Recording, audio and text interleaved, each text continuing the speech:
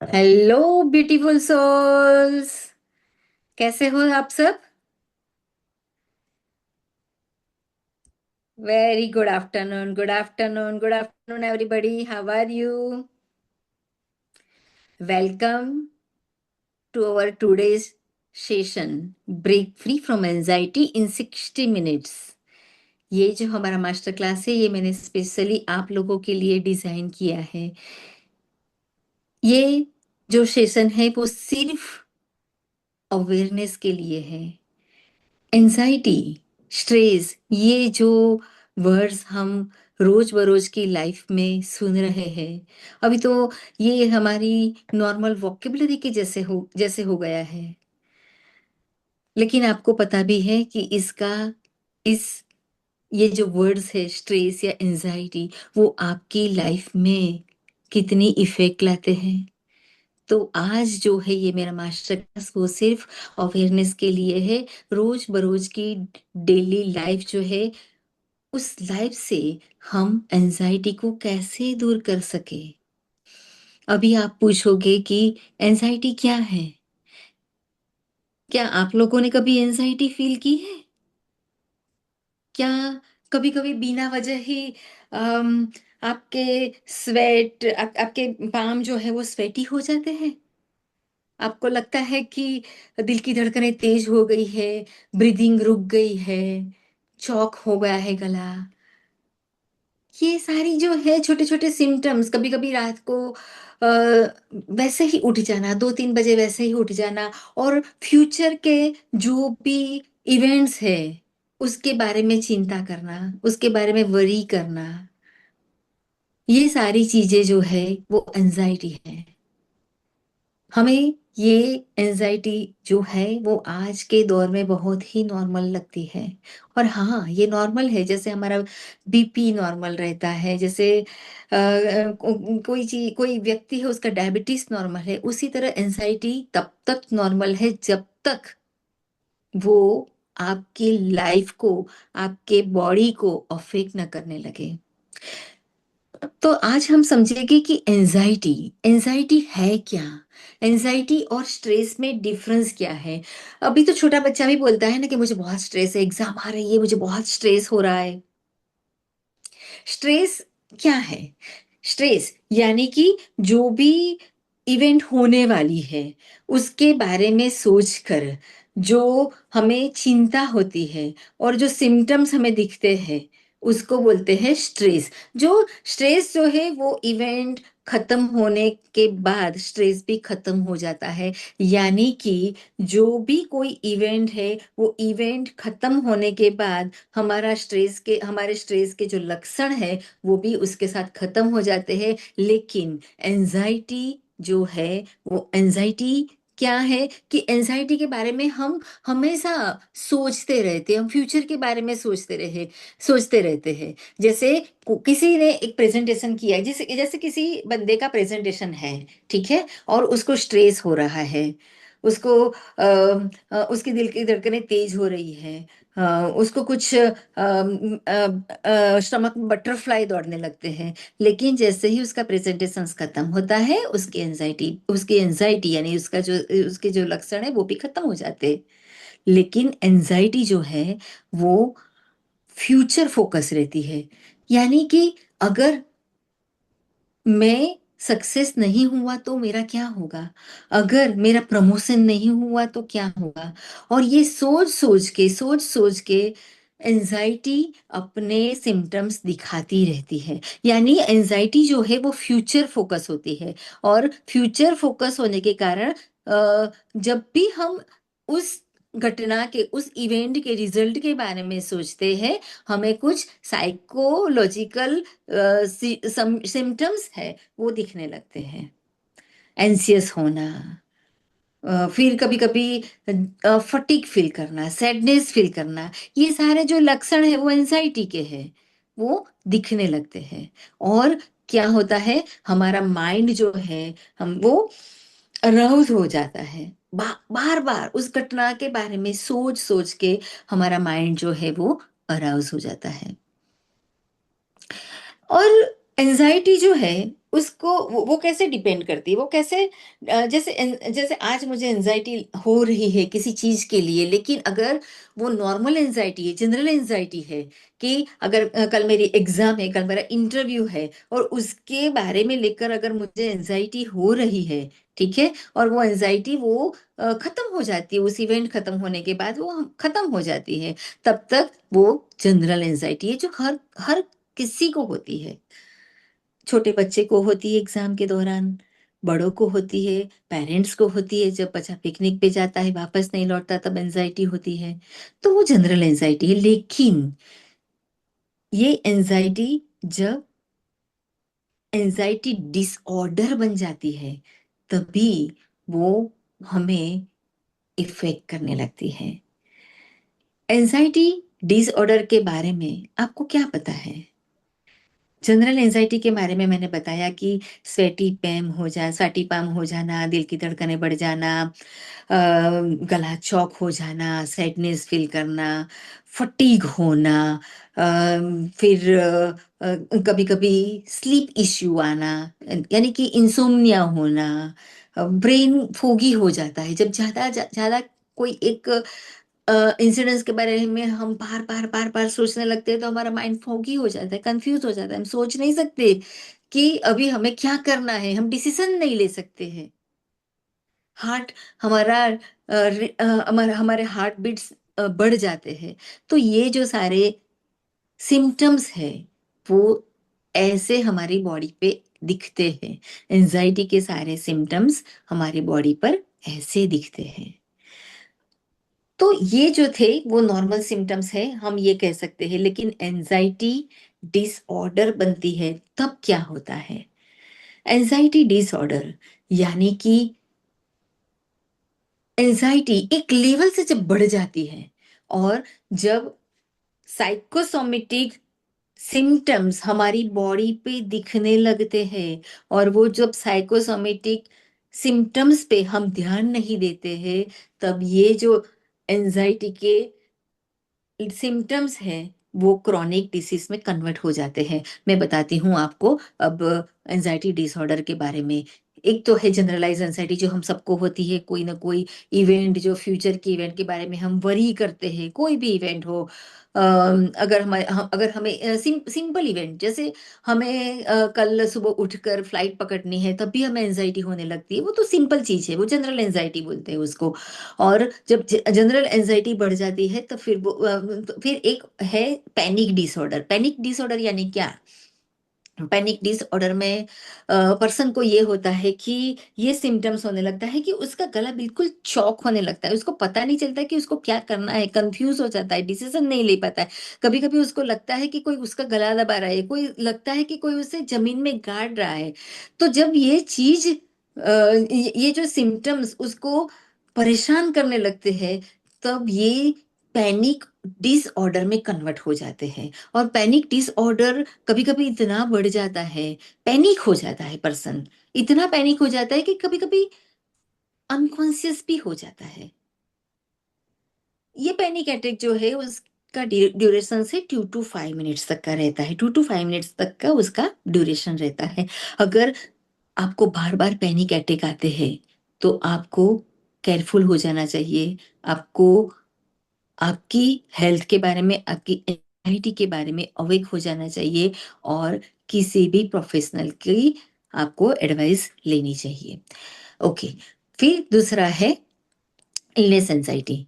Illness anxiety क्या है? कि हम कभी किसी रिलेटिव को अगर हॉस्पिटल में एडमिट है तो उसको देखने जाते हैं, या फिर किसी चीज के बारे में जो भी जैसे पेंडेमिक था और पेंडेमिक चल रहा था, तब हम सोच लेते तब हम बार बार पढ़ते थे, न्यूज पढ़ते रहते थे, न्यूज देखते रहते थे, और तब जो एंजाइटी आती है हमें कि कहीं मुझे तो कोविड नहीं हो जाएगा। तो ये जो है वो इलनेस एंजाइटी में कंसीडर की जाती है। कभी कभी तो ये होता है कि ज्यादा हेडेक होने पर भी हम सर्च करने लगते हैं कि क्यों मुझे हेडेक बार बार होने लगता है।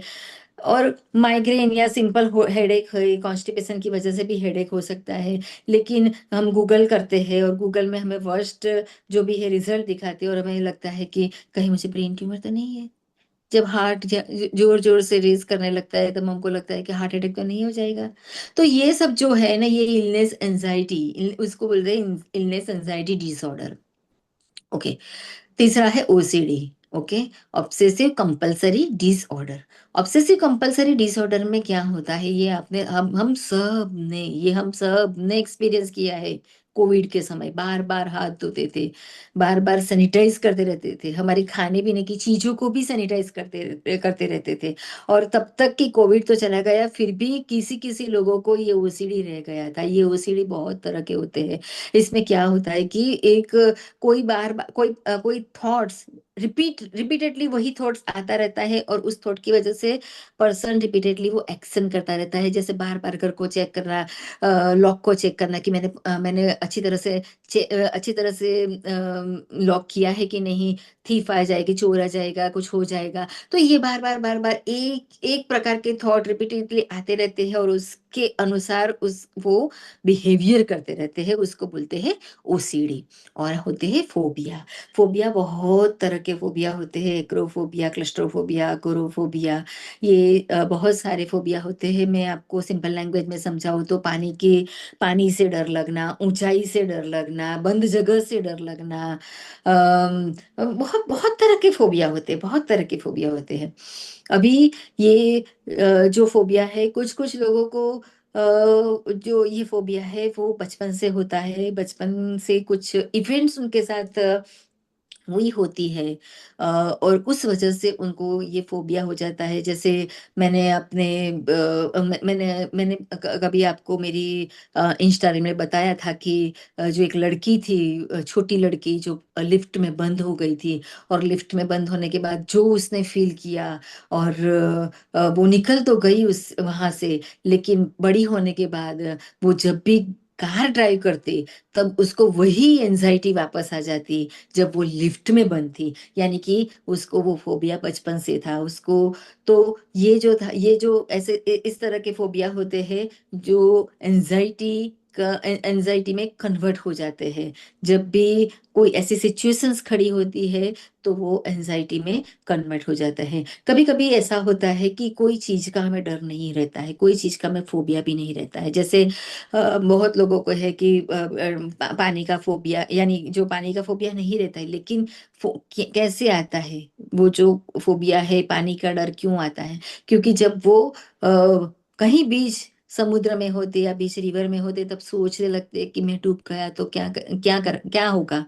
मैं डूब गया, तो वो सारे इमेजिनेशंस उसको इमेजिनेशंस करने लगता है, और इमेजिनेशंस की वजह से जो वो फीलिंग्स आती है, वो फीलिंग्स वो फिर एंग्ज़ायटी का स्वरूप ले लेती है। तो ये था फ़ोबिया, अलग-अलग फ़ोबिया। Then PTSD. तो ये बहुत सारे जो है वो एंग्ज़ायटी डिसऑर्डर है। तो अगर आप जनरल एंग्ज़ायटी आप फ़ील कर रहे हो, नो प्रॉब्लम, ठीक है? वो जनरल एंग्ज़ायटी जो है, वो अपनी लाइफ़स्टाइल चेंज करने से, माइंडफुलनेस प्रैक्टिस करने से, एक्सरसाइज़ करने से, योगा करने से, फ़ोकस करने से हम जनरल एंजाइटी को क्योर कर सकते हैं, जनरल एंजाइटी को हम रिज़ॉल्व कर सकते हैं। लेकिन अगर आप किसी पैनिक ऑर्डर से, किसी उम, किसी पैनिक ऑर्डर से, या फिर किसी इलनेस एंजाइटी से, या फिर कोई भी प्रकार के फ़ोबिया से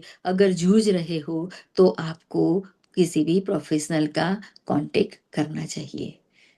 ओके। तो अभी आगे चलते हैं कि मैं, अगर आपकी परमिशन हो, तो मैं आपको मेरी शॉर्ट स्टोरी बताना चाहूंगी, जिससे आपको पता चले कि एंजाइटी कोई डिसीज नहीं है, वो एक नॉर्मल सिचुएशन है, और कभी भी आ सकती है, और कभी भी उससे छुटकारा भी हम पा सकते हैं, और उस पर काम करके हम उससे रिलीज भी पा सकते हैं। और तो ये मैं बताऊं कि 5-6 साल पहले की बात है, जब मैं अब्रॉड थी, और मेरे बच्चों से पहली बार इतने माइल्स दूर थी। और जब जब भी मैं बच्चों के बारे में सोचती, या बच्चों के कॉल आते, कुछ फीवरिश फील करते, या कुछ प्रॉब्लम होता, तो मेरी एंजाइटी वहाँ बढ़ जाती कि बच्चे कैसे मैनेज कर रहे होंगे, एग्जाम के लिए गए होंगे कि नहीं, तबीयत उनकी ठीक होगी, ट्रैवल कर रहे तो कैसे पहुंच गए होंगे कि नहीं। तो बार बार बार बार मुझे उसी चीजों के बारे में सोच सोच के एंजाइटी होने लगती। मैं बार बार अपना फोन देखती रहती कि अभी कॉल आएगा, अभी मैसेज आएगा। तो ये एंजाइटी इतनी बढ़ गई कि मुझे कभी कभी तो बिना वजह ही घबराहट होने लगती थी। अ, रात को मैं वैसे ही जग जाती थी और नींद नींद उड़ जाती थी मेरी। और सोचने लगती थी, कभी कभी सोच लगती थी कि कॉल करके पूछ लूं कि कैसे है। तो ये एंजाइटी इतनी बढ़ गई कि मुझे साइकोसोमेटिक जो भी है सिम्टम्स वो दिखने लगे। मैं इतनी अच्छी जगह पे थी लेकिन वो मैं जगह को एंजॉय नहीं कर पा रही थी। एंजाइटी के लूप में मैं फंस गई थी और मुझे पता नहीं चल रहा था कि मैं क्या करूं। इस इमोशंस को मैं मेरे हस्बैंड को भी समझा नहीं पा रही थी कि मुझे क्या हो रहा है। और तब तब मेरी लाइफ में एनएलपी आई। NLP, neuro linguistic programming. मैंने न्यूरो लिंग्विस्टिक प्रोग्रामिंग को इतना डीपली इतना डीपली मैंने उसको समझा, उसको अपनी लाइफ में अप्लाई किया, उसकी हर टेक्निक को मेरी लाइफ में अप्लाई की और मैं पूरी तरह से एंजाइटी से मैंने छुटकारा पा लिया। और अ, बात ये हुई कि एनएलपी पढ़ते पढ़ते, एनएलपी को अप्लाई करते करते मैंने ये सोचा कि जिस टूल ने मुझे इतनी राहत दी है उसी टूल से मैं लोगों को भी सर्व करूंगी। तो ये मास्टर क्लास जो है, ये मास्टर क्लास का मेरा जो उद्देश्य है वो यही है कि आपको एंजाइटी के बारे में अवेयर कराना और एनएलपी के बारे में बताना कि एनएलपी क्या है। NLP is a neuro linguistic programming. NLP का फुल फॉर्म है न्यूरो लिंग्विस्टिक प्रोग्रामिंग। ठीक है, न्यूरो यानी कि हमारा हमारा माइंड, नर्वस सिस्टम। लिंग्विस्टिक यानी कि लैंग्वेज जो हम अपने आप से बोलते हैं। और प्रोग्रामिंग यानी कि हमने चाइल्डहुड से लेके अब तक जो प्रोग्राम किए हैं, अभी चाइल्डहुड से लेके हमने जो भी प्रोग्राम किए हैं और जिस प्रोग्राम की वजह से, उस प्रोग्राम की वजह से हमको एंजाइटी आ रही है, उस प्रोग्राम को कैसे चेंज किया जाए। तो उस प्रोग्राम को हम एनएलपी से चेंज करते हैं, नई बिलीफ को सेट करते हैं और हमारी जो थॉट पैटर्न है उसको रिवाइव करते हैं। तो मेन जो उसका उद्देश्य है एनएलपी का, वो ये है कि हमारी ओल्ड पैटर्न को हम रिवाइव करते हैं और नई पैटर्न को हम इंस्टॉल करते हैं। तो ये थी मेरी शॉर्ट स्टोरी जो मैंने आपको बताई। तो ये इससे आपको पता चलेगा कि एंजाइटी कहीं कभी ना कभी लाइफ में, कभी ना कभी अ, किसी भी इंसिडेंस की वजह से किसी को भी हो जाती है। लेकिन द गुड न्यूज इज कि हम उससे ब्रेक फ्री हो सकते हैं। तो मेरा जो ये मास्टर क्लास देने का आपको तात्पर्य है, ये है कि सिर्फ मैं आपको थियोरिटिकल नॉलेज नहीं दूंगी। आप सबको पता है, आप सबको पता भी होगा कि एंजाइटी क्या है और कैसे सिम्टम्स है। ये सारी चीज मैंने आपको भी बता दी कि एंजाइटी डिसऑर्डर क्या है, सारी चीजें बता दी मैंने। लेकिन द मेन थिंग, मैं आपको टेक्निक्स देने वाली हूँ। ये मास्टर क्लास देने का मेरा मेन तात्पर्य है आपको टेक्निक्स देना। मैं आज आपको 3 पावरफुल एनएलपी की टेक्निक्स दूंगी जिससे आप totally totally break free, anxiety की जो जो रोज बरोज की हमारी एंजाइटी है ना, उससे आप टोटली फ्री हो सको। ठीक है ना। तो चलो, हमारी प्रैक्टिस शुरू करने से पहले हम डीप ब्रीथ करते हैं। पहले डीप ब्रीथ करते हैं और डीप ब्रीथ करने के बाद हम नेक्स्ट क्लास, हम हमारा नेक्स्ट जो भी है, नेक्स्ट सेशन है वो शुरू करते हैं। तो अपनी आंखें, धीरे से अपनी आंखें बंद कर लो। धीरे से अपनी आंखें बंद कर लो, close your eyes and relax हो जाओ। अपनी स्पाइन स्ट्रेट रखो और इनहेल, इनहेल एंड काउंट करिए। 1 2 3, inhale, hold for 4 seconds, 1 2 3 4, and exhale, exhale for 4 seconds। Now continue this breathing for few minutes. Inhale and exhale. Exhale करते समय हम जो भी एंजाइटी फील कर रहे हैं उसको रिलीज कर रहे हैं।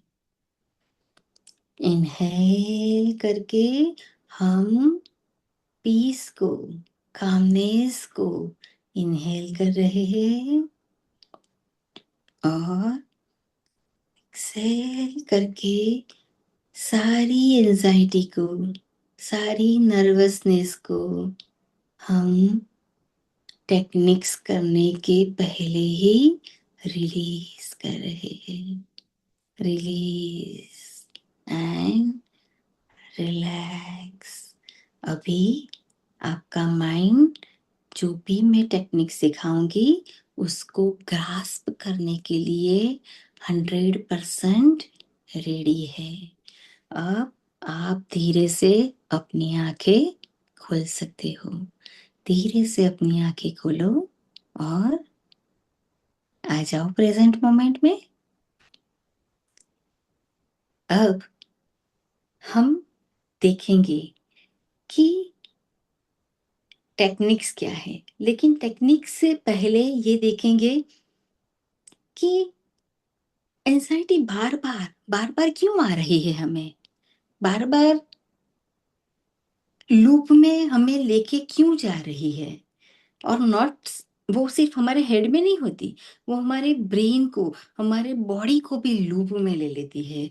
तो होता क्या है, ये मैं तुम्हें साइंटिफिकली समझा देती हूँ कि होता क्या है कि जब हम कोई इवेंट होती है, उस इवेंट के बारे में सोचते हैं, हमें एंसियस थॉट्स आते हैं। एंसियस थॉट्स आने पर हमें एंसियस फीलिंग्स आने लगती है। हमारी फीलिंग्स भी एंसियस हो जाती है और उसके कारण जो हमारा रिस्पॉन्स है, हमारा बॉडी का रिस्पॉन्स है, वो बदल जाता है। जैसे मैंने आपको सिम्टम्स बताए कि जैसे घबराहट होना, है ना, दिल की धड़कनें बढ़ जाना, ये सारे बॉडी सिम्टम्स दिखाने लगती है। बॉडी के ये सिम्टम्स दिखाने पर बॉडी जो है वो ब्रेन को मैसेज भेजती है कि कुछ सही नहीं है, समथिंग इज रॉन्ग। और क्या होता है, और एंसियस थॉट्स आते हैं और एंसियस फीलिंग्स, और रिस्पॉन्स बॉडी का और बढ़ जाता है और वही लूप में हम फंसे रहते हैं। यानी कि जब हमें कोई अ, हमें कोई थॉट आता है, यानी हम बोलते हैं ना कि हम, हाँ, शेर आया करते हैं हम जब, ठीक है, कोई ऐसी इवेंट होती है, तब हमारा बॉडी जो है वो हमारे ब्रेन को मैसेज भेजता है और ब्रेन डिसाइड करता है कि अभी एक्शन क्या लेना है। अभी एक्शन क्या लेना है, जो भी इवेंट है उसके सामने हमें एक्शन लेना पड़ेगा। अगर वो इवेंट हमें हार्म करने वाली है ऐसा हमें लगता है तो हमें उस पर एक्शन लेना पड़ेगा। तो हमें फाइट करनी पड़ेगी उस इवेंट्स के, जो भी सिचुएशन है उससे फाइट करनी पड़ेगी, या उस सिचुएशन से भाग जाना पड़ेगा, या फिर फ्रीज हो जाएंगे हम, यानी कि कंफ्यूज हो जाएंगे। तीन ही ऑप्शन है, क्या तो हम उससे फाइट करेंगे, क्या उससे हम भाग जाएंगे, या फिर फ्रीज हो जाएंगे। और यही जो लूप है, वो लूप हमेशा हमें हमारी बॉडी को लूप में रखता है।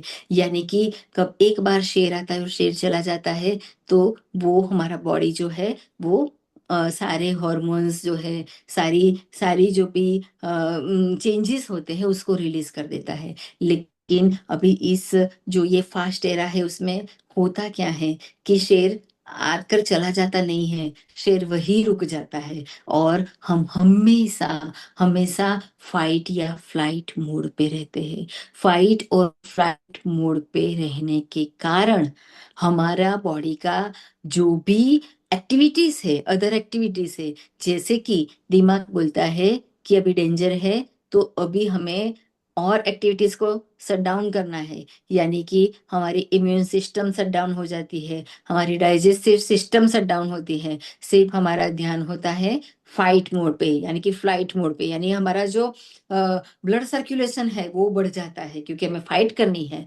हमारे पैर और हमारे हाथ हाथ की तरफ ब्लड का फ्लो बढ़ने लगता है। सही है ना? ये फ्लो बढ़ने लगता है और सारी सिस्टम्स जो है वो शट डाउन हो जाती है और उसी के कारण फिर हम जो बोलते हैं ना कि साइकोसोमेटिक सिस्टम्स हमारे बॉडी पे देखने लगते हैं और कभी-कभी ये सिम्पटम्स इतने बढ़ जाते हैं कि वो क्रॉनिक डिसीज जैसे कि थायराइड, ब्लड प्रेशर और डायबिटीज का भी रूप ले लेते हैं।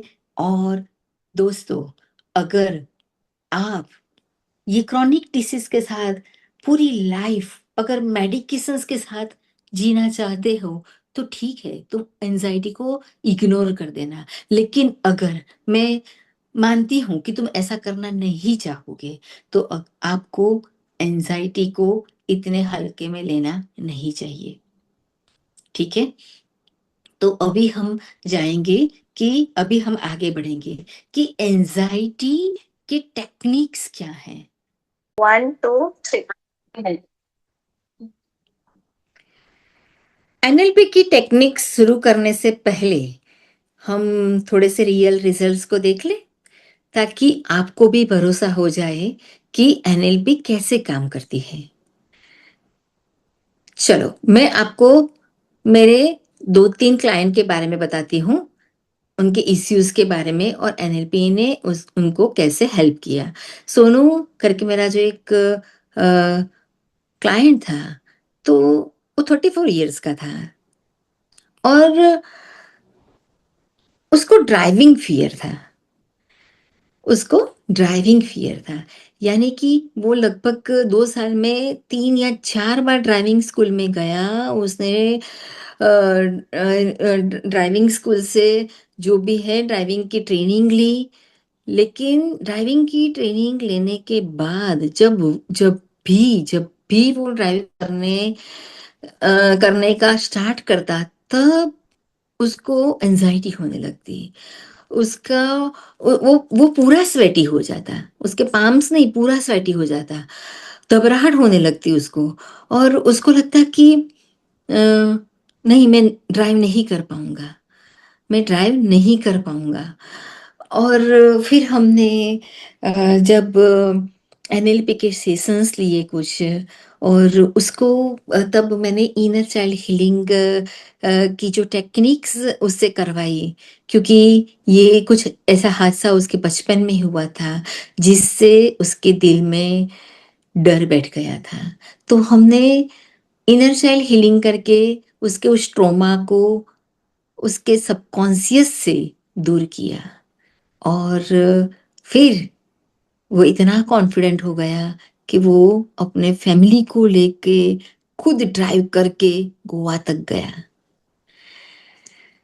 दूसरा जो है मेरा क्लाइंट था रवि, 18 इयर्स का था और उसको एग्ज़ाम फ़ियर था। एग्ज़ाम फ़ियर यानी कि आपको पता है कि बहुत सारे बच्चों को वैसे तो मेरे पास बहुत सारे स्टूडेंट्स ऐसे जिनको मैंने एग्ज़ाम फ़ियर से बाहर निकाला है और आज हम उसकी मैं आज टेक्निक्स में जो मैं टेक्निक्स सिखाने वाली हूँ उसमें मैं ये टेक्निक्स भी आपको सिखाऊंगी जो आपके बच्चों के काम आ सके।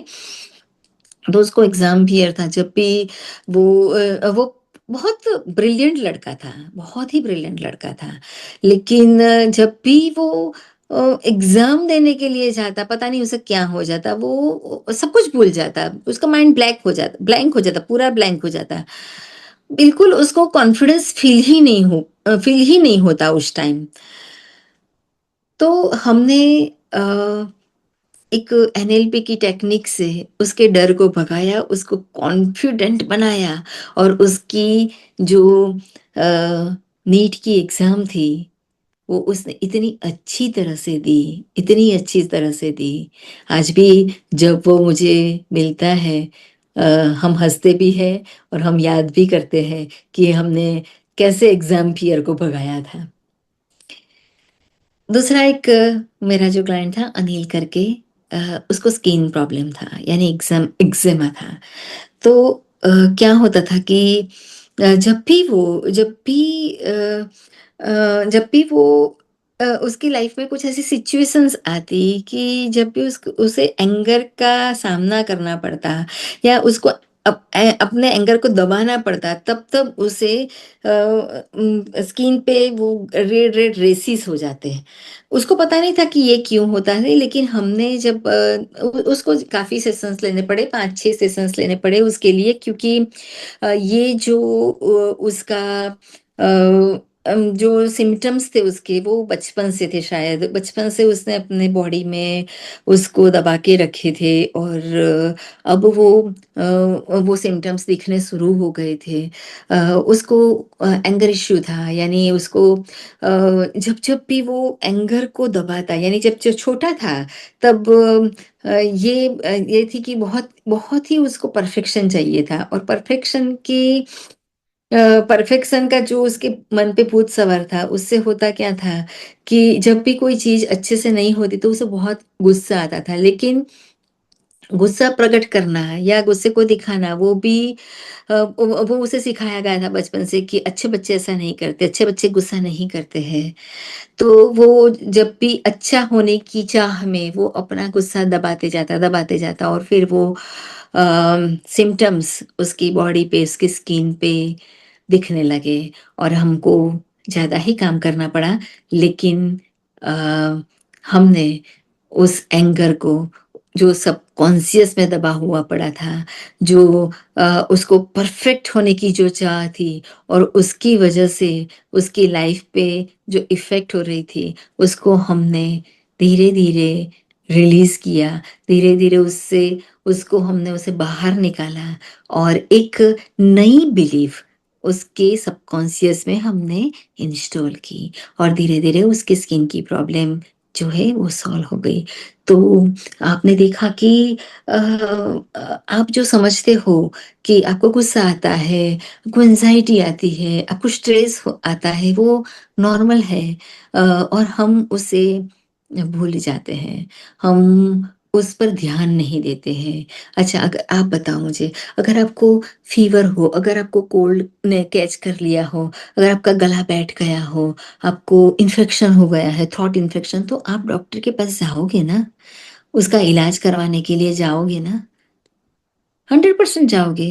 तो ये भी तो इसको डिसीज़ नहीं बोल सकते हैं, लेकिन इसको जो भी सिम्पटम्स है, जो भी हमारे इमोशंस है, जो हमारे बॉडी पे इफ़ेक्ट करते हैं, जो हमारे बॉडी के सेल्स के पॉकेट में भरे हुए पड़े हैं, उसको भी रिलीज़ करना पड़ता है। तभी आपको रियल डॉक्टर जिसके लिए आप जाते हो, उसकी ज़रूरत नहीं पड़ेगी। लेकिन अ, ये भी है कि ये मिथ है लोगों का कि काउंसलिंग के लिए हम क्यों जाएँ? हम मेंटली इल थोड़े हैं? हम पागल हैं क्या कि हम क्यों काउंसलिंग के लिए जाएँ? अरे भैया, काउंसलिंग के लिए इसीलिए नहीं जाते कि आप मेंटली वीक हो, इसीलिए आप जाते हो कि आप मेंटली स्ट्रांग हो। आप अपने लिमिटेशंस को दूर करके कुछ पाना चाहते हो लाइफ में। क्योंकि जब आप अपने ये ब्लॉक हुए इमोशंस को निकालोगे, तभी कुछ पा सकोगे, तभी सक्सेस को पा सकोगे, तभी आपके रिलेशनशिप्स को थ्राइव कर सकोगे, तभी तभी आप आपके करियर में ग्रो हो सकोगे, तभी आपकी हेल्थ अच्छी रहेगी। यही अवेयरनेस के लिए मैंने आज ये मास्टर क्लास का आयोजन किया है। अभी हम चलते हैं नेक्स्ट लेवल पे, जो हमारा मास्टर क्लास का मेन उद्देश्य है, हमारी टेक्निक्स। और अभी आप सब लोग तैयार हो जाओ, बिल्कुल तैयार हो जाओ। हम वन बाय वन टेक्निक्स करेंगे, सारी टेक्निक्स करेंगे, ठीक है ना? तो पहली जो टेक्निक है, उस टेक्निक का नाम है पैटर्न को इंटरप्ट करना। जो भी पैटर्न, जो भी इमोशंस का लूप में हम फंसे हुए हैं, उसको इंटरप्ट करना, ठीक है? अभी आप शांति से आंखें बंद करके, जहां भी हो आप अपने आंखें बंद कर लो, और एकदम रिलैक्स होके बैठ जाओ। रिलैक्स हो जाओ, एकदम रिलैक्स हो जाओ। और अब आपको मैं जो बोलती हूँ मेरे वॉइस पे आपको ध्यान देना है, और वही जो मैं जिस तरह से मैं आपको गाइड करते जाऊँगी उस तरह से आपको फ़ॉलो करते जाना है, ठीक है? ओके, चलो आँखें बंद कर लो। आँखें बंद करके आप सोचो कि राइट नाउ आपकी लाइफ में कौन-सी ऐसी सिचुएशंस है, कौन-सा ऐसा पर्सन है, कोई भी सिचुएशन सिचुएशन होती है या पर्सन होता है या कोई इंसिडेंस ऐसा बीत चुका होता है पास्ट में, जो हमको परेशान करता रहता है। तो आप अपनी जो भी सिचुएशन या फिर कोई चैलेंज होती है, ठीक है? तो आप उस चैलेंज के बारे में, उस सिचुएशंस के बारे में या उस पर्सन्स के बारे में सोचो जो आपको एंजाइटी दे रहा है, जो आपको ट्रिगर कर रहा है, जो आपको आपका ट्रिगर पॉइंट है, ठीक है? चाहे वो कुछ भी हो, चाहे आपका बॉस हो जो आपको बार-बार इरिटेट कर रहा होता है, या फिर कोई कैसी सिचुएशंस हो जो आप जिसका आप सामना नहीं कर पा रहे हो, या फिर पास्ट का कोई इंसिडेंस हो जिससे आपको फियर आ रहा है, सैडनेस आ रही है, नर्वसनेस आ रही है, कोई भी ऐसी कोई भी सिचुएशंस के बारे में आप सोच लो, अभी सोच लो उस सिचुएशंस के बारे में, उस पर्सन्स के बारे में जो भी है वो, ठीक है? अभी हम टेक्निक शुरू करेंगे। अभी आप आँखें बंद कर लो और धीरे से आप उस सिचुएशंस के बारे में, उस पर्सन के बारे में या उस परिस्थिति के बारे में, उस डर के बारे में सोचोगे जो आपको एंग्ज़ियस कर रहा है, जो आपको एंग्ज़ायटी दे रहा है, जो आपको बार-बार ट्रिगर कर रहा है। ठीक है? ओके। अभी ये जो सिचुएशंस है उसमें आपको विज़ुअल दिखेंगे और वॉइस सुनाई देगा। ठीक है? अभी आपको जो वॉइस है, जो आपको परेशान कर रहा है, उसको यानी चलो एक एग्ज़ाम्पल के तौर पे ले लेते हैं तो आपको अच्छी तरह से समझ में आए कि जैसे आपका बॉस है, वो आपको बार-बार इरिटेट कर रहा है, बार-बार आपको पिंच कर रहा है, पोक कर रहा है, कुछ बार-बार आपकी गलतियाँ निकाल रहा है जिससे आप इरिटेट हो गए हो, जिससे आप अच्छे से फ़ोकस नहीं कर पा रहे हो, अपना काम अच्छे से कर नहीं पा रहे हो। एंग्ज़ायटी लगी रहती है कि कल वो क्या बोल देगा, सबके सबके बीच में कहीं कुछ ना बोल दे, ठीक है? ये सारी चीज़ें आपको एंग्ज़ायटी दे रही है। वो ठीक है? अभी आप सोचो कि जो आपके बॉस का वॉइस है, उसको आपने एक कार्टून के वॉइस में कन्वर्ट कर दिया, वो मिकी माउस का वॉइस हो या डोनाल्ड डक का वॉइस हो, अब आप आपके मन की आँखों से देखो और सुनो कि अब जब आपका बॉस बोलता है, तो आपको क्या सुनाई देता है? क्योंकि आपने तो उसके वॉइस को मिकी माउस या डोनाल्ड डक में कन्वर्ट कर दिया है, ठीक है? तो quack quack, quack quack, quack quack क्या बोलता है? देखो, वो जब भी बोलता है, तो आपको क्या सुनाई देता है? अभी जब भी जो भी कोई सिचुएशंस है जो हमको बोदर कर रही होती है वो हमें बहुत बड़ी दिखती है, बहुत बड़ी। विज़ुअल में हम उस वो हमें बहुत बड़ी दिखती है। तो हम क्या करेंगे कि उस जो सिचुएशंस वो जो विज़ुअल है ना, उसको छोटी करते जाएँगे, धीरे-धीरे उसको छोटी करते जाओ छोटी, छोटी, छोटी, छोटी, और एक पोस्टेज जो लगाते थे ना, टिकट टिकट लगाते थे हम छत पे, वो कितना छोटा एक स्क्वायर पोर्शन रहता था। उस उस साइज़ की वो जो आपकी इमेज है ना, उस साइज़ की उसको बना दो, छोटी बना दो, क्योंकि जब भी कोई भी इमेज छोटी होती है ना, तो वो हमको इतनी अफ़ेक्ट नहीं करती है। अभी आपने वॉइस को कार्टून की वॉइस में कन्वर्ट कर दिया और जो सिचुएशंस थी उसको एकदम छोटी कर दी। अभी उसको ब्लैक एंड व्हाइट कर दो, उसको ब्लैक एंड व्हाइट कर दो। अभी आप देखो कि वो सिचुएशंस जो आपको परेशान कर रही थी, वो आपको कैसी दिख रही है? देखिए आप, अभी देखिए, क्या आपको अफ़ेक्ट कर रही है? नहीं, आपको शायद हँसी भी आ रही होगी, आपके बॉस की जो क्वैक क्वैक क्वैक क्वैक सुन के आपको हँसी भी आ रही होगी। तो ये जो थी, ये जो इमेज थी, उसको हमने अपनी लाइफ़ से निकाल दिया छोटी करके, छोटी करके। मैं ये सलाह कभी नहीं दूँगी कि कोई भी व्यक्ति की इमेज को आप छोटी करो, लेकिन जो चीज़ आपको परेशान कर रही है, जो सिचुएशंस आपको परेशान कर रही है, उसको आप अपनी सेफ्टी के लिए छोटी कर सकते हो, ठीक है? तो आपने उस सिचुएशंस को इतनी छोटी कर दी कि अब वो आपकी लाइफ में कोई मायने नहीं रखती। अब वो आपको अफ़ेक्ट नहीं कर रही है। अभी धीरे से अपने बॉडी को शेक कीजिए और आँखें खोलिए। आँखें खोलिए, बताइए कैसा फ़ील कर रहे हो? कमेंट सेक्शन में ज़रूर लिख के बताइएगा कि आप हल्का फ़ील कर रहे हो, रिलैक्स फ़ील कर रहे हो। अभी मैं आपको 100% बैट लगा के बोलती हूँ कि जब भी आपका बॉस आपको ये सारी चीज़ें नेक्स्ट टाइम करेगा ना, तो वो आपको इतना अफ़ेक्ट नहीं करेगा। शायद आपको हँसी भी आ जाएगी, लेकिन हँसना मत उसके सामने। तो ये थी हमारी फर्स्ट टेक्निक, जिसमें हमने वॉइस को कन्वर्ट कर दिया, इंटरप्ट कर दिया, सिचुएशंस को बदल दिया, सिचुएशंस को भी, जो भी हमारा लूप चल रहा था, उसको भी इंटरप्ट करके छोटी सी बना के उसको हमारी लाइफ से दूर धकेल दिया। अब हम जाते हैं दूसरी टेक्निक पे, टेक्निक 2। टेक्निक 2 जो है, टेक्निक 2 करने से पहले, चलो, टेक्निक 2 करने से पहले हम एक छोटी सी एक ये गेम खेल लें, है ना? एक छोटी सी गेम खेलते हैं। ये मैं मेरे बच्चों को जब भी उन्हें ज़रूरत होती थी ना, तो जब मैं बच्चों को ये गेम खिलाती थी। इसमें मैं आपको इसमें आप अभी छोटे बच्चे ही बन जाओगे। अभी आपने तो ये किया कि जो भी सिचुएशन थी उसको छोटा कर दिया, ठीक है? अभी वही सिचुएशंस के बारे में आप सोचो अभी कि अच्छा, वही सिचुएशंस के बारे में भी आप सोच सकते हो, या कोई और सिचुएशंस ले सकते हो, कोई फ़ियर ले सकते हो, कोई नर्वसनेस ले सकते हो। आपको कॉन्फिडेंट नहीं आता है, कभी कोई चीज़ करने पे डर रहता है, वो डर को ले सकते हो, ठीक है? अभी आँखें बंद करो, उसको विजुलाइज़ करो, वो डर को, वो नर्वसनेस को, वो सैडनेस को। अगर सैडनेस है, वो फटीग है, कोई चीज़ आपको बार-बार परेशान कर रही है, कोई विज़न है, कोई वॉइस है, ठीक है?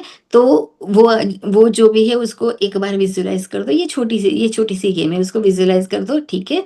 अब आप क्या करो, अब आप एक काम करो, वो डर को, वो फ़ियर को, वो नर्वसनेस को एक कागज के छोटे टुकड़े पे लिख दो, है ना? एक कागज के, ये सब विजुअलाइजेशन करना है आपको, सब विजुअलाइजेशन, ये सब इमेजिनरी, ये सब हम इमेजिन करेंगे। आपने आपके डर को एक छोटे से कागज के टुकड़े पे लिख दिया, उसको फोल्ड किया, अच्छे से फोल्ड किया, ठीक है? अभी ये जो डर है, ये फियर है, ये नर्वसनेस है, वो अभी आपके हाथ में एक कागज के छोटे टुकड़े के फॉर्म में आपके पास आ गई है। अभी मैं आप सबको गुब्बारे देती हूँ, गैस के गुब्बारे, जो हम सबको बहुत पसंद है, बड़े हो या छोटे, सबको गुब्बारे पसंद ही रहते हैं। मैं आपको कलरफुल गुब्बारे देती हूँ, red colour, pink colour, green colour, yellow colour. देखो, देखो, मैं आप सब लोगों को 4-4 गुब्बारे देती हूँ। ओके? आपने गुब्बारे लिए मुझसे, और ये जो डर था, ये जो फ़ियर था, जो आपने कागज़ पे लिखा था, कागज़ की शीट पे लिखा था, उसको, वो कागज़ की शीट को आपने वो गुब्बारे की डोरी के साथ धीरे से बाँध दिया। अब मैं बोलूँगी 1, 2 एंड 3, और 3 बोलने के साथ आप सबको अपने-अपने गुब्बारे को आकाश में उड़ा देना है। ठीक है? ठीक है। तो चलो, 1, 2 एंड 3। देखो सब, अपने-अपने गुब्बारे को आकाश में दूर, दूर, दूर जाते देखो, देखो। देखो, वो गुब्बारे के साथ आपका डर, आपका फ़ियर, आपकी नर्वसनेस, आपकी जो भी प्रॉब्लम थी, वो सारी प्रॉब्लम वो गुब्बारे के साथ दूर, दूर, दूर, दूर, दूर जा रही है। गुब्बारा भी दिख रहे हैं, लेकिन वो कागज़ की जो पर्ची थी, वो आपको नहीं दिख रही है।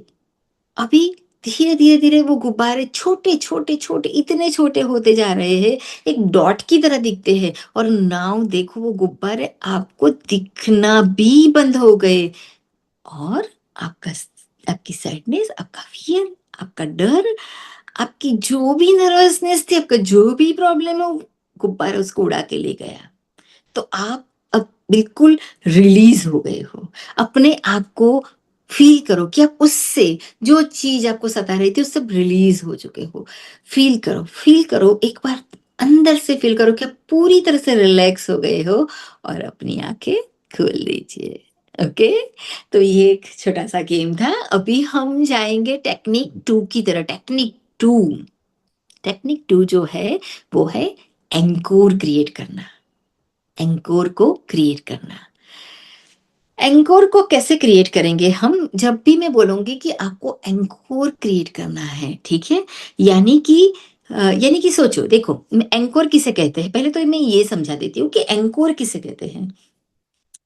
जैसे कोई वर्ड को सुनने से हम वो फीलिंग को फील करने लगे, कोई स्मेल को सूंघने से हमें वो पुरानी यादें हमारी ताजा हो जाए, या फिर अ, जैसे जैसे जैसे हम किसी हमारे जो भी बॉडी पार्ट है, हम एंकोर कैसे क्रिएट करेंगे, क्योंकि हम वर्ड और जो भी वर्ड है या फिर स्मेल है, उसको तो हम क्रिएट नहीं कर सकते इंस्टेंटली, इसीलिए हम हमारे बॉडी पार्ट को एंकर की तरह क्रिएट करेंगे। जैसे अपने हाथ को धीरे से पकड़ लेना, ठीक है ना, हाथ को धीरे से पकड़ लेना, थंब को पकड़ लेना, या फिर कान की बूट को धीरे से पकड़ लेना, जिससे मैं जब भी बोलूं कि आपको एंकोर क्रिएट करते समय ये करना है, आपके कोई बॉडी पार्ट को आप धीरे से होल्ड कर लो, तो आपको जो भी आपके लिए जो भी कंफर्टेबल है, वो एंकर को आप बना लेना।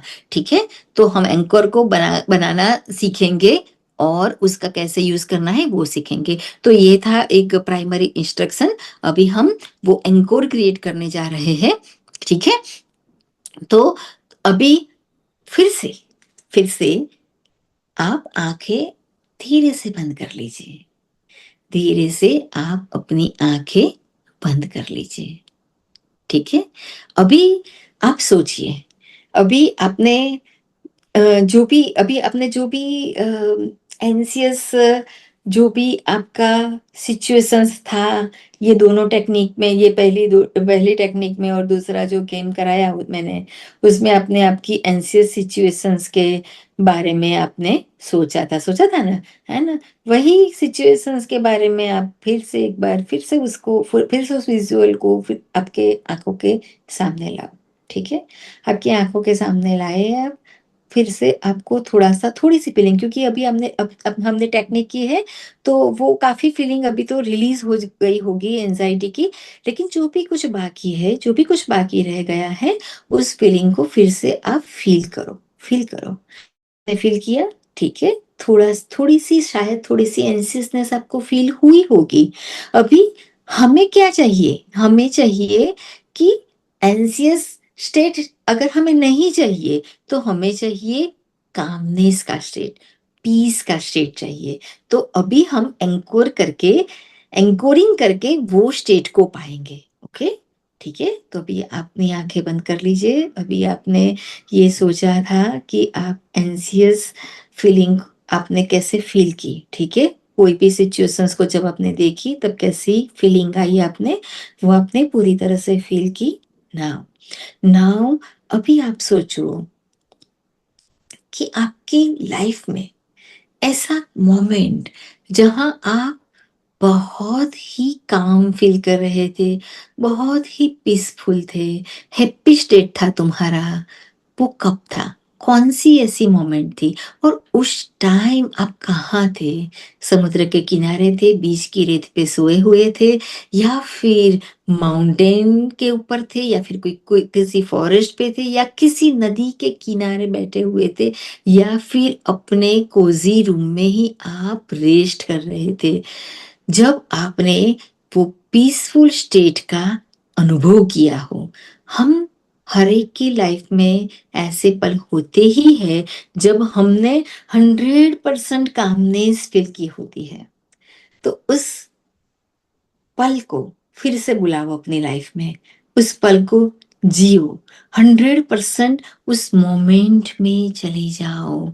जैसे मैं जब भी बीच पे होती हूँ तब मैं बहुत ही काम फील करती हूँ। तो मैं जो एक्सपीरियंस कर रही होती हूँ वही मेरे शब्दों में आपको बताती हूँ, और आप अपने स्टेट में चले जाना, जहाँ पे भी हो आप वहाँ पे। जैसे आप बीच पे थे और आप पीसफुल फील कर रहे थे, एकदम काम फील कर रहे थे।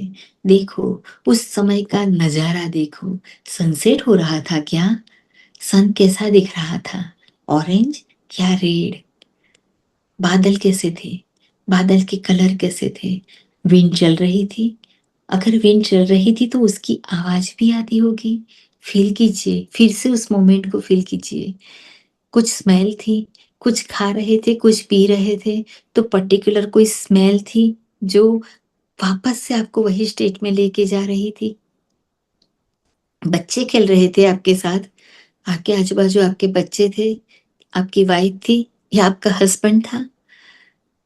कैसे क्या बातें कर रहे थे, कैसे खिलखिला के हंस रहे थे, या फिर कैसे पूरी शिद्दत से आप नेचर को एब्जॉर्ब कर रहे थे। उस मोमेंट में चले जाओ। वेव्स की आवाज कैसी आ रही थी? रेत की, रेत जो वो भीनी भीगी भीगी रेत, उसका जो स्पर्श था वो कैसा लगा था आपको? नमक की भीनी भीनी सुगंध आ रही थी। कुछ खारास आपके फेस पे महसूस हो रही थी क्योंकि आप समुद्र किनारे थे। सारी चीजों को डिटेल में सारी चीजों को आप डिटेल में देखिए, फील कीजिए। और जब आपको लगे कि आप उस कामनेस की, उस पीसफुल स्टेट के पीक पर हो, तब आप अपना कोई एंकोर बना लीजिए। मैं एंकोर के तौर पे मैं अपने कान की पूट पकड़ लेती हूँ। धीरे से आपके कान की पूट पकड़ लो, पकड़ लो। ये एंकोर क्रिएट किया आपने। फिर से वही जो दृश्य था उसको जियो, बार बार जियो उसको, फील करो उस, वहां जो भी आवाजें थी, पक्षी की आवाज थी, वेव्स की आवाज थी, जो भी थी आवाजें थी, उस आवाज को महसूस करो, उस फीलिंग को फील करो, 100% फील करो, फील करो, फील करो। और ये एंकर को जो हमने बनाया है उसको छोड़ दो, छोड़ दो, उसको रिलीज कर दो, उसको रिलीज कर दो। आंखें बंद ही रखो, आप अपनी आंखें बंद ही रखो, आंखें बंद ही रखो। और अब मैं जब भी बोलूं कि फिर से आ अपना एंकोर जो बनाया है, यानी कि कान की बुट, फिर से पकड़ लो, पकड़ लो फिर से। अब देखो, कान की बुट पकड़ने पर वही वही दृश्य तरोताजा हो जाता है आपकी आंखों के सामने। वही आवाजें, वही खुशबू, वही सुगंध, वही एटमॉस्फेयर आपकी आंखों के सामने खड़ा हो गया। देखो, फिर से फील करो, फील करो उसको, फील करो, फील करो। और छोड़ दो, और छोड़ दो। अभी आपने ये एंकर को बना लिया है, लेकिन मैं आपको बताऊं कि इसके लिए आपको 3-4 बार नहीं, 300 बार प्रैक्टिस करनी पड़ेगी। तब जाके आपका एंकोर प्रॉपर एंकोर बन जाएगा। जब आपको जरूरत होगी तब ये एंकोर आपको साथ देगा। अब आप अपनी आंखें खोल सकते हो। खोल दो अपनी आंखें और सुनो मुझे ध्यान से। अभी जब भी कभी कभी कोई ऐसी एंसियस परिस्थिति में हो आप, और आपको इमीडिएट आपको रिजल्ट चाहिए, तो ये आप अपना एंकोर पकड़ के वो स्टेट में फिर से जा सकते हो। ये हमने क्या किया, हमने हमारे सबकॉन्शियस में ये मेमोरी डाल दी, फिर से डाल दी, उसको ताजा कर दी, उसको इम्प्रिंट, वापस से इम्प्रिंट, जोर से इम्प्रिंट कर दिया, वापस से इम्प्रिंट कर दिया, तो हमने ये स्टेट बना लिया। तो जब भी हमें ये स्टेट की ज़रूरत होगी, तो ये जो एंकोर हमने बनाया है, ये एंकोर हमें वो स्टेट तक लेके जाएगा। तो ये थी एनएलपी की दूसरी टेक्निक, जिससे आप बहुत सारे चैलेंजेस से भी छुटकारा पा सकते हो, नए स्टेट बना के, नए एंकोर बना के। ठीक है? ओके। नाउ अभी तीसरी मैं टेक्निक बताने जा रही हूँ। तीसरी जो टेक्निक है वो है फ्यूचर रिहर्सल। फ्यूचर रिहर्सल में आज फ्यूचर रिहर्सल मैंने अभी जब मैंने मेरे स्टूडेंट की बात की थी, उसके तब मैंने बताया था कि मैं आज आपको बताऊंगी, ये टेक्निक करनी नहीं है, ये टेक्निक सिर्फ आपको सुननी है, सीखनी है। ये टेक्निक मैं कैसे कराती हूँ ये मैं आपको बताती हूँ कि जैसे वो टेक्निक आप किसी भी परिस्थिति के लिए कर सकते हो, लेकिन अभी मैं आपको एक स्टूडेंट के लिए मैं कैसे करती हूँ, उस हिसाब से मैं आपको एक्सप्लेन करूंगी। आप अपनी लाइफ में कोई भी परिस्थिति के लिए उसे उस तरह से यूज कर सकते हो। ठीक है? अच्छा, तो जैसे हम जानते हैं कि बच्चे जो है वो पूरा पूरा साल पढ़ाई करते हैं, पूरा साल पढ़ाई करते हैं, लेकिन जब एग्जाम देने जाते हैं, तब बहुत कुछ चीजें छोड़ के आते हैं, अच्छे से लिख नहीं पाते हैं, कभी कभी कॉन्फिडेंस उनका बिल्कुल लूज हो जाता है, और वो ब्लैंक हो जाते हैं एग्जाम देते समय, और अच्छे से जितना रिजल्ट आना चाहिए उतना रिजल्ट नहीं ला सकते। इसकी वजह ये नहीं है कि बच्चा होशियार नहीं है या उसने मेहनत नहीं की है।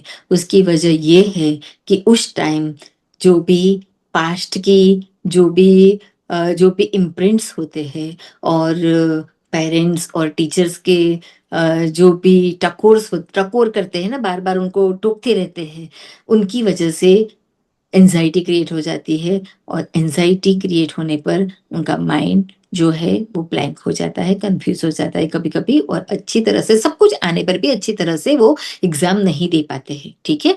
तो अब हम करते हैं ये टेक्निक, करते हैं ये टेक्निक कैसे करते हैं ये मैं बताती हूँ, जैसे मैं कैसे करवाती हूँ ये बताती हूँ।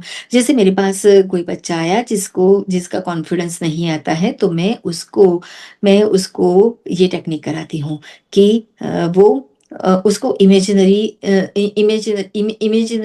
सारा विजुअलाइजेशंस करवाती हूँ। जैसे उसने फुल प्रिपरेशन की है, वो बिल्कुल रेडी है एग्जाम देने के लिए, इतना कॉन्फिडेंट है, वो कॉन्फिडेंटली जा रहा है, अपने घर से निकल रहा है, मम्मी को बोल रहा है कि टेंशन मत करो मम्मी, मेरी पूरी तैयारी है, मैं इस बार तो टॉप करके ही रहूंगा। वो बोल के वो घर से निकलता है, एग्जाम हॉल पर पहुंचता है, फ्रेंड से मिलता है, सब फ्रेंड से मिलता है, और सब फ्रेंड्स सब बोल रहे होते हैं कि यार डर लगता है, बोले डरो मत, सब कुछ आएगा, हमने बहुत तैयारी की है, ये करके जब एग्जाम हॉल में जाता है, पेपर लेता है, सप्लीमेंट्री लेता है मैडम से या सर से, फिर देखता है कि कैसा है पेपर, और पेपर देखने के बाद वो सोचता है कि अरे ये सब कुछ मैंने तो तैयार किया है, सब कुछ मुझे आता है। उसके उसके मुख पे स्माइल आ जाती है, वो स्माइल करने लगता है, और वो फटाफट अपने आप एग्जाम पेपर लिखने लगता है, 1 2 3 4 पूरी तरह से अच्छी तरह से लिखता है, सप्लीमेंट्री पर सप्लीमेंट्री लेते जाता है, और फिर एग्जाम खत्म हो जाने यानी पूरा पेपर लिख जाने के बाद वो पूरा चेक भी कर लेता है, और बहुत खुश होता है कि अरे वाह क्या एग्जाम गई है आज तो मेरी।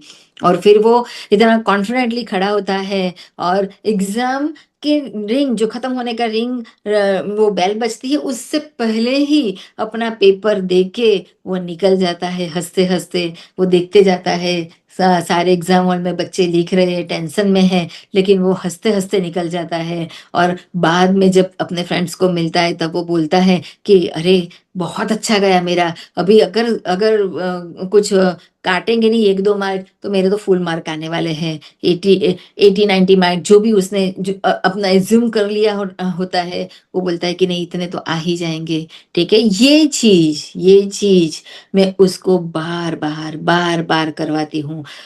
50 बार 100 बार करवाती हूँ और ये चीज उसके सबकॉन्शियस माइंड में इस तरह से फिट हो जाती है कि उसके माइंड को पता नहीं चलता है कि ये इमेजिनरी है या रियल है। यानी जब वो रियल एग्जाम देने के लिए जाता है तब वो यही परफॉर्मेंस दिखाता है और तब उसको जो रिजल्ट मिलता है वो आप सोच ही सकते हो। तो ये जो था वो फ्यूचर सेल्फ हमें कैसी चाहिए, हमें कॉन्फिडेंट चाहिए, हमारी सेल्फ कैसी चाहिए, उस चीज पर काम करने से, ये टेक्निक पर काम करने से हम हमारे फ्यूचर सेल्फ को पा सकते हैं। कैसी चाहिए, कॉन्फिडेंट चाहिए, फियरलेस चाहिए, कैसी चाहिए। अगर हमें डर लगता है स्टेज पर जाकर प्रेजेंटेशन देने में, तो हम बार बार ये टेक्निक करा के उसको कॉन्फिडेंट बनाते हैं, ठीक है ना। और उसे पता ही नहीं चलता कि वो सच में प्रेजेंटेशन वो इमेजिनरी दे रहा है या रियली दे रहा है। तो फिर उसके रिजल्ट्स आप सोच ही सकते हो कि कैसे आते होंगे। तो ये सारी टेक्निक्स थी जो मैंने सिखाई, जो इस मास्टर क्लास करने का मेरा प्रयोजन था। लेकिन हाँ, ये इसके प्रोटोकॉल ये है कि आपको एक या दो बार, अभी मैंने जो सिखाया आपको, और वो सिखाने से आपने सीखा, मैंने सिखाया आपने सीख लिया और बस खत्म, तो ऐसे नहीं होती है। ऐसे ऐसे एनएलपी की टेक्निक्स यूज नहीं की जाती है। उसके लिए आपको प्रयत्न करना पड़ेगा, उसके लिए आपको बार बार उसको प्रैक्टिस करना पड़ेगा। इसीलिए शायद इसीलिए एनएलपी सीखने के लिए आपको मेंटोर की जरूरत रहती है, क्योंकि जब मेंटोर आपके पास ये बार बार टेक्निक कराता है, आपके सबकॉन्शियस में ये इम्प्रिंट करता है ये सारी चीजें, तो आपके लिए ये आपका जो फ्यूचर है वो बहुत ही ब्रिलियंट हो जाता है। तो ये था मेरे मास्टर क्लास का प्रयोजन, कि मुझे आपको 3 प्रैक्टिकल टेक्निक्स देनी थी जो आप रोज बरोज की लाइफ में कर सको। तो मैंने जैसे वादा किया था, मैंने आपको तीनों टेक्निक्स दे दी है। आप उसको यूज करना और कमेंट बॉक्स में मुझे लिख के या फिर डीएम करके मुझे जरूर बताना कि इससे आपकी लाइफ में क्या चेंज आया। और यहाँ एनएलपी जो है बहुत ही वास्ट सब्जेक्ट है। ये तो मैंने बहुत एक छोटा सा मैंने बताया ना कि 100% अगर है तो इसका मैंने 2-3% भी नहीं बताया है आपको। तो एनएलपी को अगर आप आत्मसात करना चाहते हो तो मेरा कांटेक्ट कीजिए। हम एनएलपी हर एक व्यक्ति की सिचुएशंस, उसके चैलेंजेस, उसके जो भी प्रॉब्लम्स है, उसके मुताबिक वन ऑन वन करवाते हैं, ठीक है। तो वन ऑन वन एनएलपी की काउंसलिंग होती है और एनएलपी की कोचिंग भी वन ऑन वन ही रहती है। तो अगर आपको काउंसलिंग के लिए जरूरत हो, आपके लव्ड वन को जरूरत हो, आपके रिलेटिव्स को, आपके फ्रेंड्स को, किसी को भी अगर काउंसलिंग के लिए, not only for anxiety but for relationship और गिल्ट, ग्रीफ, डिप्रेशन आदि जो भी इमोशंस है, यानी इमोशन वेलनेस के लिए अगर आपको काउंसलिंग चाहिए, रिलेशनशिप के लिए चाहिए या फिर स्टूडेंट को काउंसलिंग चाहिए, तो आप मेरा कांटेक्ट कर सकते हो। आपको नीचे लिंक दी जाएगी जहाँ पे आप कांटेक्ट कर सकते हो। और हाँ, मेरे यूट्यूब चैनल को आप सब्सक्राइब कर लेना और वीडियो को लाइक करना। और जो भी मैं बहुत ऐसी बहुत ही नॉलेजेबल चीजें आपको यूट्यूब में देती रहूंगी। तो आप बहुत सारे गाइडेड मेडिटेशंस भी मैं यूट्यूब में दे रही हूँ। बहुत सारे गाइडेड मेडिटेशंस भी मैं यूट्यूब में दे रही हूँ। तो आप उसको चैनल को सब्सक्राइब कीजिए, लाइक कीजिए और जुड़े रहिए मेरे साथ। और किसी को भी काउंसलिंग की जरूरत हो वो मेरा कांटेक्ट कर सकता है, डीएम मी। फॉलो कीजिए मुझे इंस्टा पे, फेसबुक पे और यूट्यूब पे।